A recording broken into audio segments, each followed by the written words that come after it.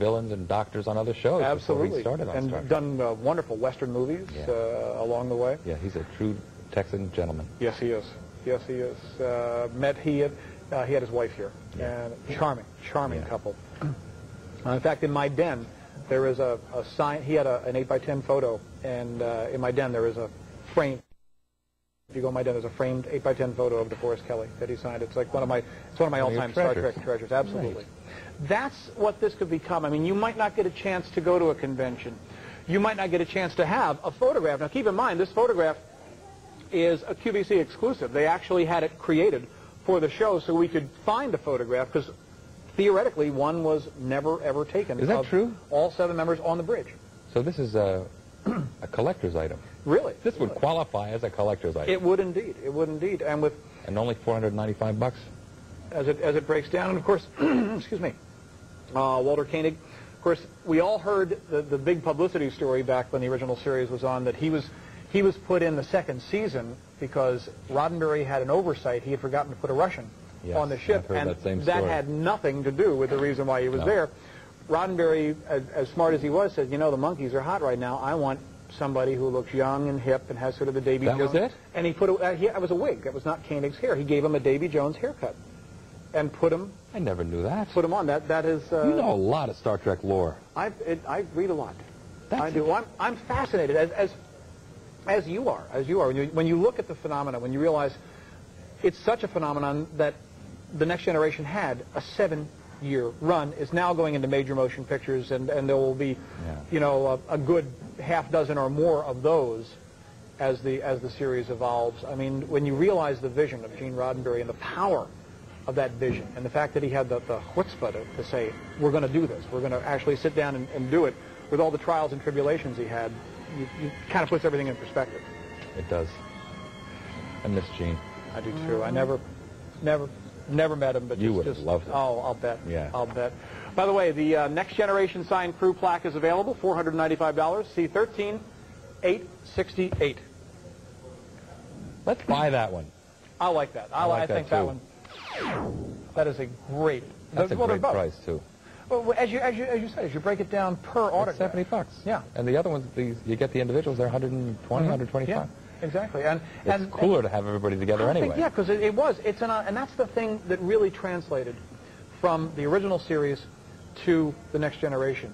You are all gifted actors, but you are an ensemble cast. That's what it's all about. You're a team. That's I think, the primary reason for 7 seasons. You're a team. Everybody gets his or her own 15 minutes of time in the spotlight, but you're all there to support and to work with the team. And I miss the team. Well, but the movie is it as much of a team in the movies, or is it more because you're shooting more? Well, actually, there's a sequence in the movies that takes place on an old 19th century schooner. Have you heard about this?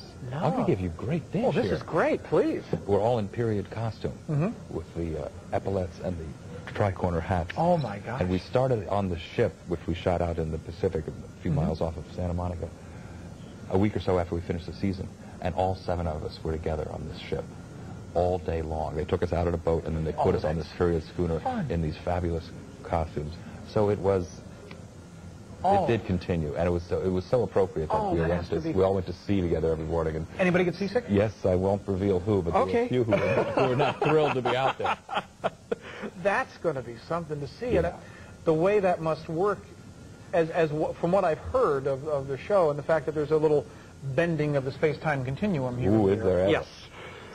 And as we talk about the original communicator soundboard pin, the one that started it all, the original dreidel, so to speak, $31.50.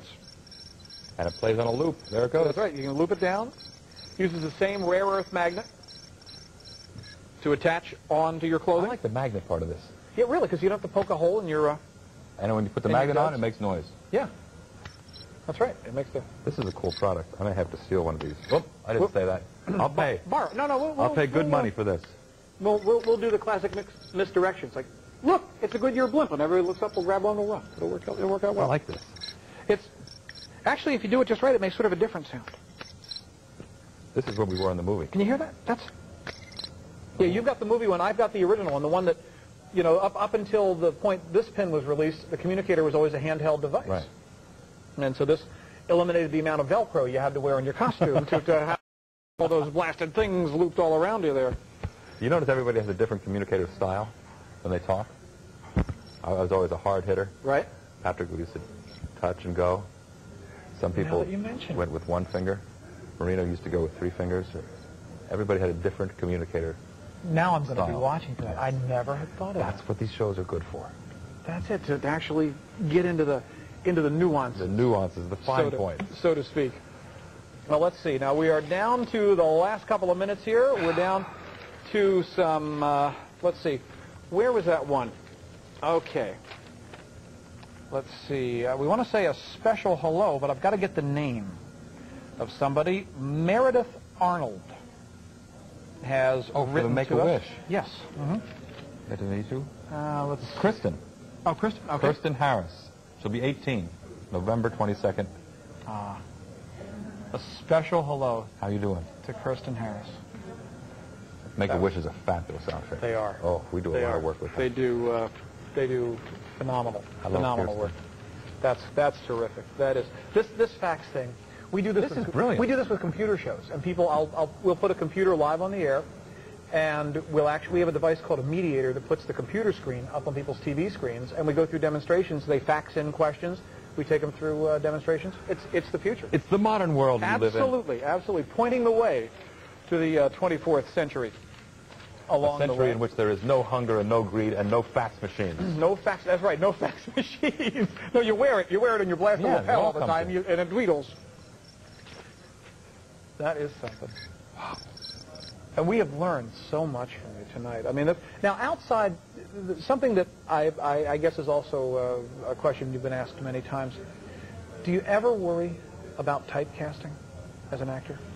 Well, of course, but there are far worse fates than to be typed as upstanding a man as Commander Riker is. Good answer. Good answer. All of us as actors are trying to get a good job. I was one of the lucky ones who got a good job that lasted for 7 years, and I'm blessed if it ended today. Indeed, and it's well.